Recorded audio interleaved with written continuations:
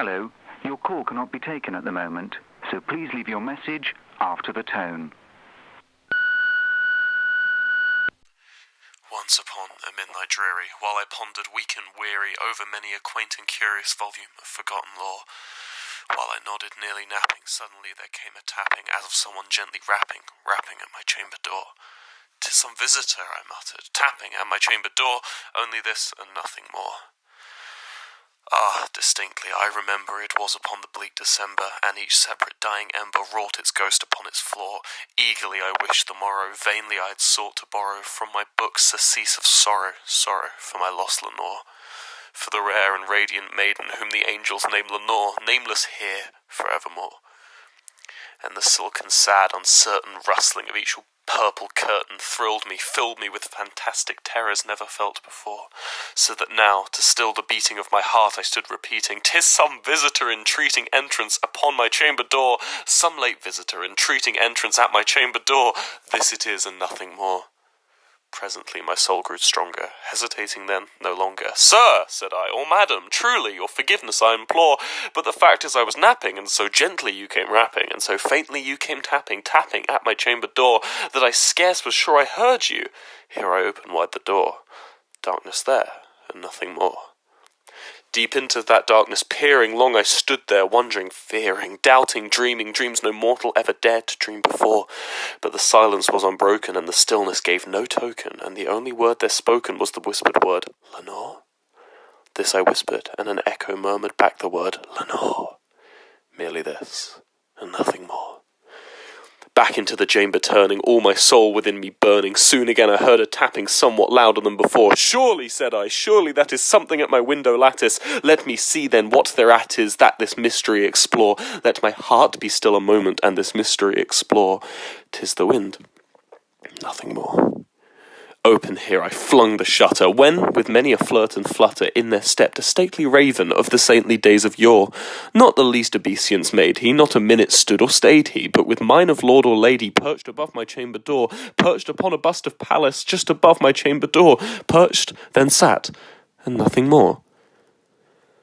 Then this ebony bird beguiling my sad fancy into smiling, by the grave and stern decorum of the countenance it wore. "Through thy chest be shorn and shaven, thou," I said, "art sure no craven, ghastly grim and ancient raven, wandering from the nightly shore. Tell me, what thy lordly name is on the night's Plutonian shore?" Quoth the raven, "Nevermore." Much I marvelled this ungainly fowl to hear discourse so plainly, though its answer little meaning, little relevancy bore. For we cannot help agreeing that no living human being ever yet was blessed with seeing bird above his chamber door, bird or beast upon the sculptured bust above his chamber door, with such a name as Nevermore. But the raven sitting lonely on the placid bust spoke only that one word, as if his soul in that one word he did outpour. Nothing farther than he uttered, not a feather than he fluttered, till I scarcely more than muttered, "Other friends have flown before, on the morrow he will leave me, as my hopes have flown before." Then the bird said, "Yeah, I've been wanting to know. Yeah, we haven't went on a date since like forever, so I just wanted to know if you would like to go to a Pack-a-Burger tonight. I hope you come.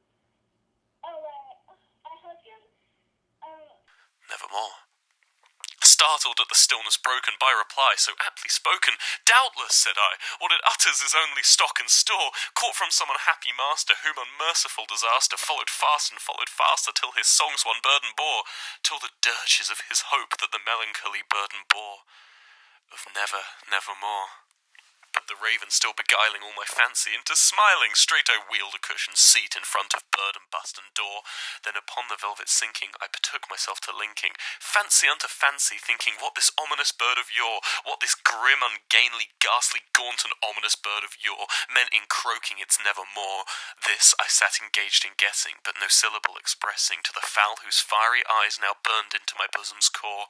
This and more I sat divining, with my head at ease reclining on the cushion's velvet lining that the lamplight gloated o'er, but whose velvet lining with the lamplight gloating o'er she shall press, nevermore. Then methought the air grew denser, perfumed from an unseen censer, swung by seraphim whose footfalls tinkled on the tufted floor. "Wretch," I cried, "thou God hath lent thee, by the angels he hath sent thee, respite, respite and nepenthe from my memories of Lenore. Quaff, oh quaff, this kind nepenthe, and forget this lost Lenore." Quoth the raven, "Nevermore." "Prophet," said I, "thing of evil, prophet still, if bird or devil, whether tempter sent or whether tempest tossed thee here ashore, desolate yet all ye undaunted, on this desert land enchanted, on this home by horror haunted, tell me, truly I implore, is there balm in Gilead? Tell me, I implore." But quoth the raven, "Nevermore." "Prophet," said I, "thing of evil, prophet still, if bird or devil, by that heaven that bends above us, by that God we both adore, tell this soul with sorrow laden, if, within the distant Aden, it shall clasp a sainted maiden, whom the angels name Lenore, clasp a rare and radiant maiden, whom the angels name Lenore." Quoth the raven, "Nevermore." "Be that word or sign or parting, bird or fiend," I shrieked upstarting, "get thee back into the tempest and the nice Plutonian shore. Leave no back plume as a token of that lie thou hast spoken. Leave my loneliness unbroken. Quit thy bust above my door. Take thy beak from out my heart, and take thy form from off my door." Quoth the raven, "Nevermore."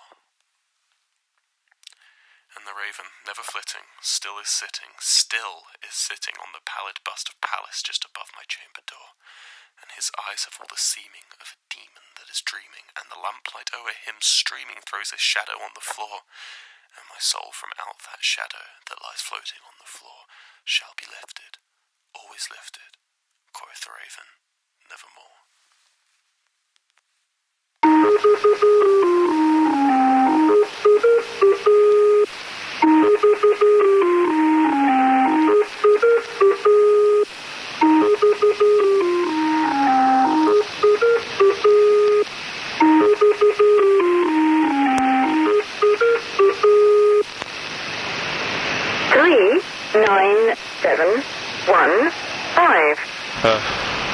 I did something really embarrassing, and the only way you cannot find out about it is if I take Kai's job. 9, 7, 1, 5.